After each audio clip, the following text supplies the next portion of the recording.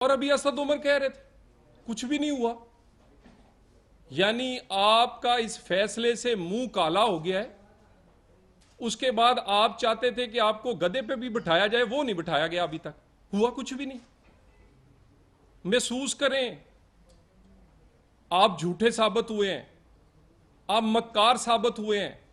8 साल आपने कानून का सहारा लेकर झूठ बोले हैं और आपकी हर दी गए कागज जो है वो मुस्तरद कर दिया गया है। और उसके बाद ये बार बार कह रहे हैं कि जी हम तो चाहते हैं कि इलेक्शन कमीशन को चाहिए कि वो सब कुछ वेबसाइट पे डाल दे। इलेक्शन कमीशन क्या वेबसाइट पे डाले? आपने तो दिया ही कुछ नहीं। आपको तो 8 साल आपको खत पे खत लिखते रहे, आप स्टे पर स्टे लाते रहे, क्योंकि आपको पता था कि सिर्फ दाल में काला नहीं है, पूरी की पूरी दाल काली है। खान साहब तलाशी कैसे देते? जैसे बड़े मासूम से मुंह बनाकर कहा करते थे अगर कुछ किया नहीं तो तलाशी दे क्यों नहीं देते? खान साहब तलाशी नहीं देते रहे क्योंकि उनकी एक जेब में इस्राइली पैसा था, दूसरे में भारतीय पैसा था। तलाशी नहीं दी, जबरदस्ती 8 साल लगे हैं उनकी जेबों की तलाशी लेते हुए। असद उमर साहब क्या वेबसाइट पर डालें? और उसके बाद आप कहते हैं कि कुछ भी नहीं हुआ।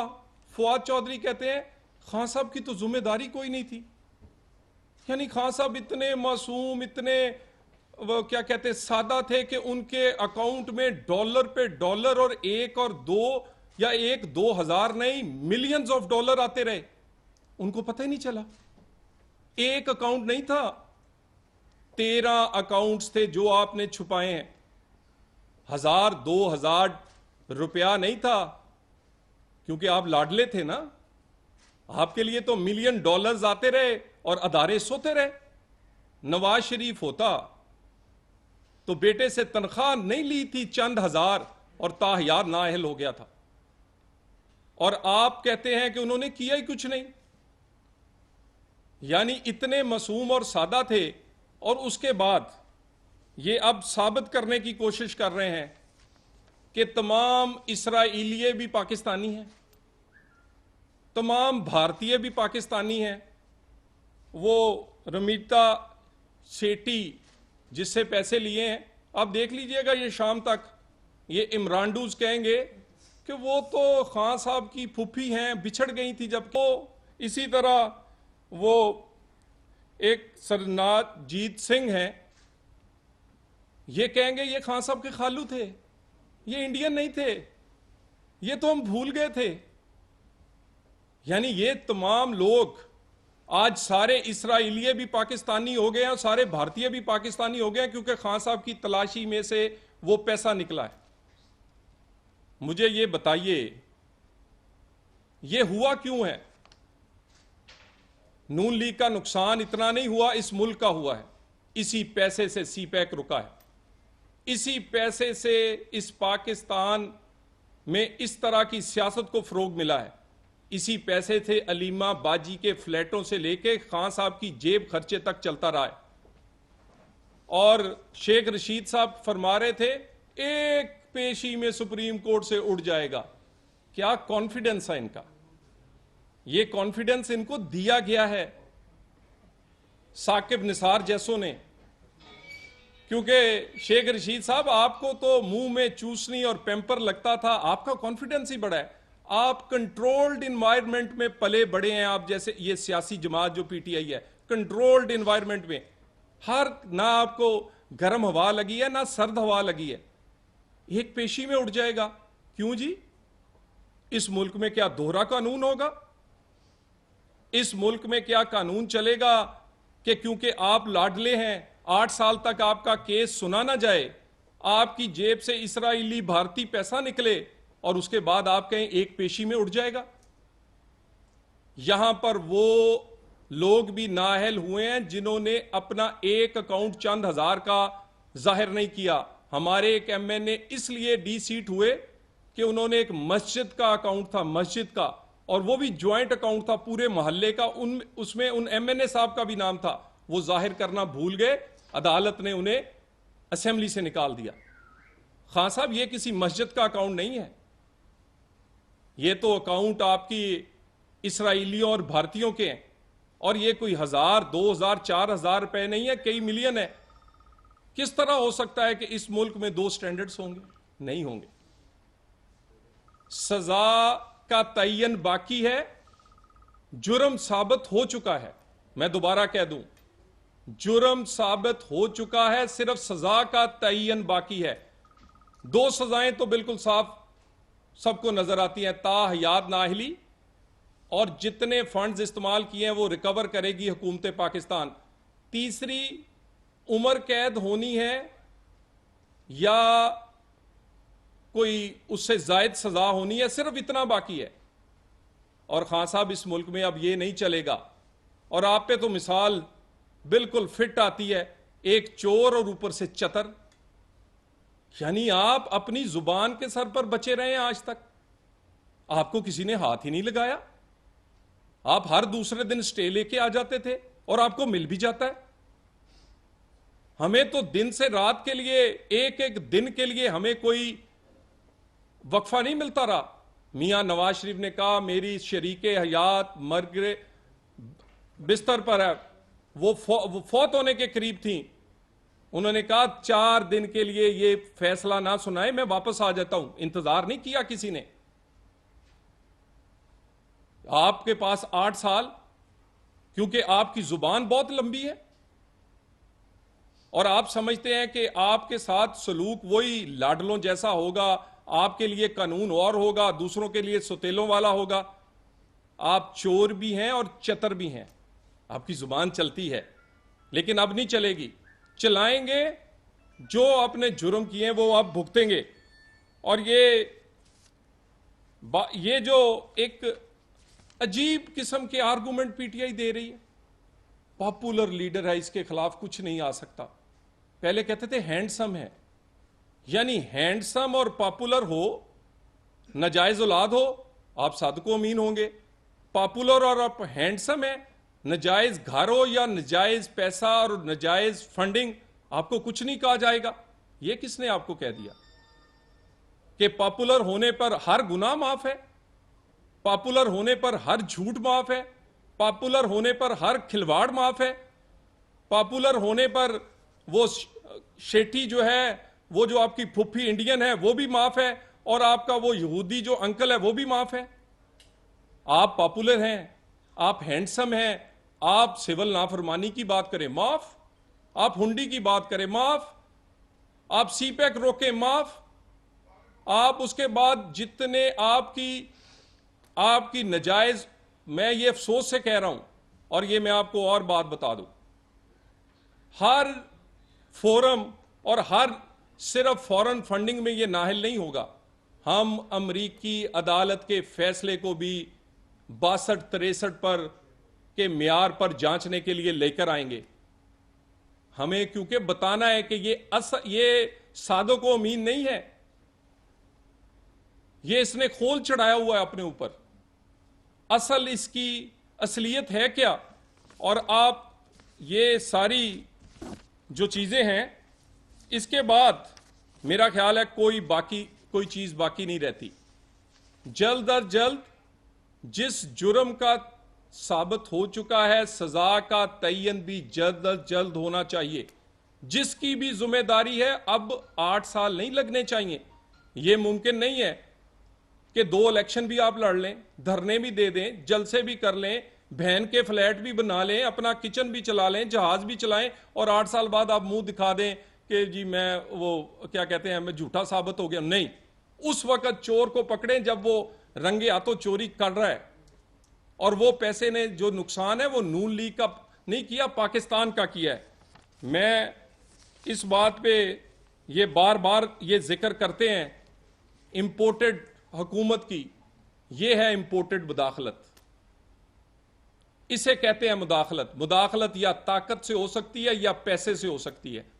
इंपोर्टेड पैसे से जो खान साहब की जेब में डालकर पाकिस्तान की सियासत और पाकिस्तान की रियासत के खिलाफ मुदाखलत की गई है। और ये बात मेरा ख्याल है कि पीटीआई वालों को समझ आ गई है और आने वाले दिनों में ये नाअहली जो है, ये तो मेरा नहीं ख्याल कि ये कोई चंद हफ्ते भी लगने चाहिए और ये तो जल्द अज जल्द होनी चाहिए। बाकी रही बात, इस पे जो भी वफाकी हुकूमत को भी इंस्ट्रक्शंस आएंगी, उन इंस्ट्रक्शंस पर इंशाल्लाह ताला उसी तरह अमल होगा जैसे अदारे चाहेंगे। ये इतनी देर लगने में, उस वक्त भी हम सुप्रीम कोर्ट ये लेकर गए थे, उन्होंने वापस इसको इलेक्शन कमीशन भेज दिया था और इलेक्शन कमीशन को कहा था कि अगर साबित हुआ तो ये नाअहल होगा। साबित हो चुका है और ये तमाम चीजें इंशाल्लाह ताला ये सिर्फ आईनी अदालतों में नहीं लेके जाएंगे, अवामी अदालत में भी लेके जाएंगे और तमाम वो केस, वो फॉरेन फंडिंग का हो या इनकी फॉरेन अनडिक्लेयर्ड बच्चों का हो, वो तमाम चीजों के केस जो हैं वो इस नाम नहाद सादक व अमीन के खिलाफ लेकर आएंगे।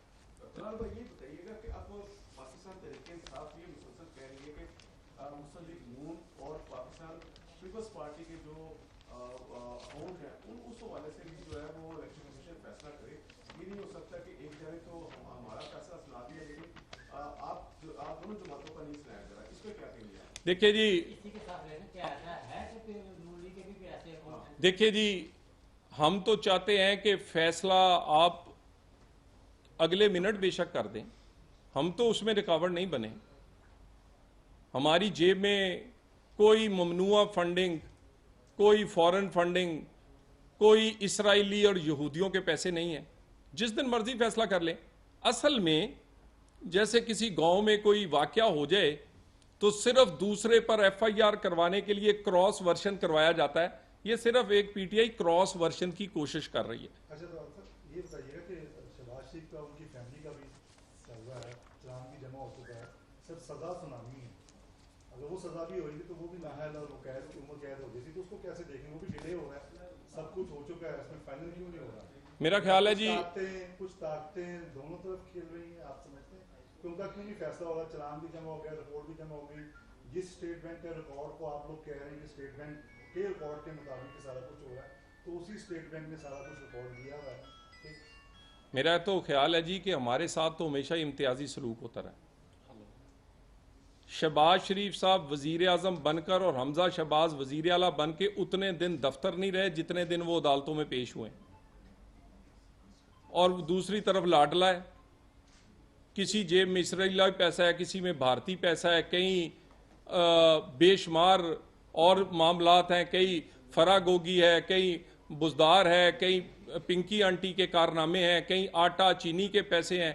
स्कैंडल्स ही स्कैंडल्स हैं, लेकिन आज के दिन तक अभी तक वो कहीं पेश नहीं हुए, कहीं कोई सजा का आगाज भी नहीं हुआ। ये पहला केस है कि जिसमें 8 साल बाद आज ये अफसोस का दिन है कि चोरी होती रही, मुदाखलत होती रही, बैरून मुल्क से पैसा आता रहा, पाकिस्तान में सीपैक और पाकिस्तान में बाकी खेल खेले जाते रहे और अदारे सोए रहे, किसी को पता ही नहीं चला, इतनी बड़ी मुदाखलत होती रही। अच्छा, आपने कहा कि सीपैक भी जो था वो इमरान खान की हुकूमत में रुकवाया गया, वो तो फौज के अंडर है, तो क्या फौज उसको रोकने देती? दूसरा ये बताइएगा कि हमजा को जब एफआईए ने सवाल पूछा था कि 24 अरब कहाँ से है, तो उन्होंने कहा मुझे मालूम नहीं है।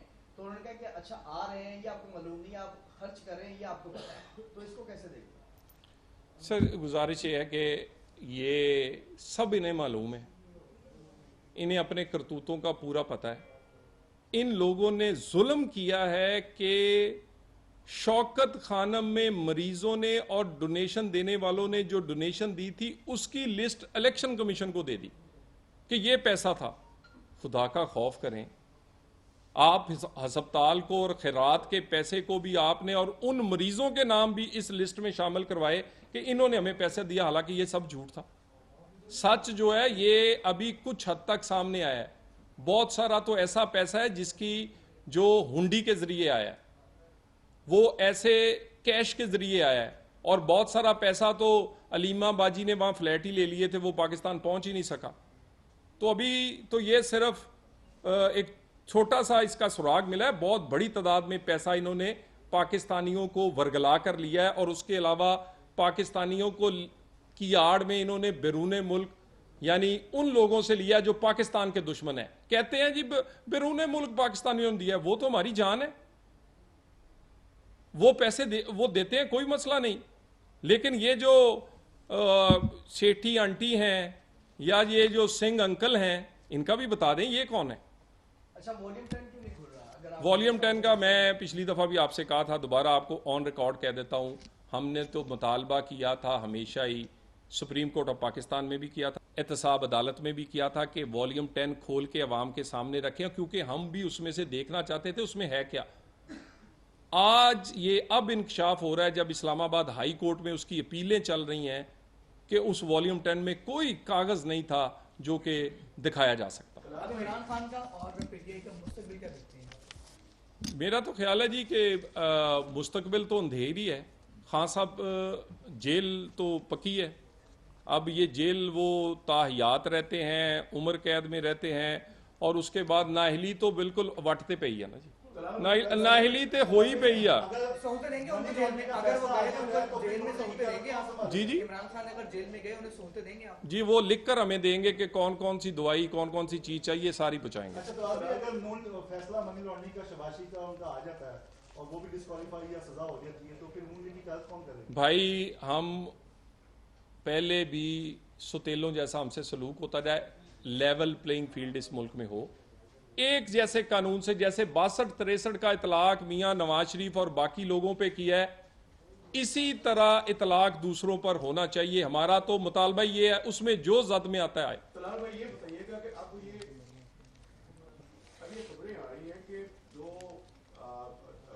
हॉस्पिटल था उस पर और जो नमन यूनिवर्सिटी है उस हवाले से मनी लॉन्ड्रिंग का ये टूल्स इस्तेमाल हुए हैं, जिस पर ख्वाजा आसिफ भी एक मतलब कोर्ट में गए थे कि इन्होंने क्लासिफाइड मनी लॉन्ड्रिंग की है, उस हवाले से भी कोई तहकीकात वफाकी हुकूमत करने? देखिए जी, हम ना एक्चुअली रवादारी वज़ादारी में जब हमारी हुकूमतें थे हम शर्माते रहे कि ना करें, पता नहीं लोग क्या कहेंगे, कि पॉलिटिकली विक्टिमाइज करना है। नहीं, हमें करना चाहिए था, और अब बिल्कुल दूध का दूध और पानी का पानी करेंगे। Thank you very much.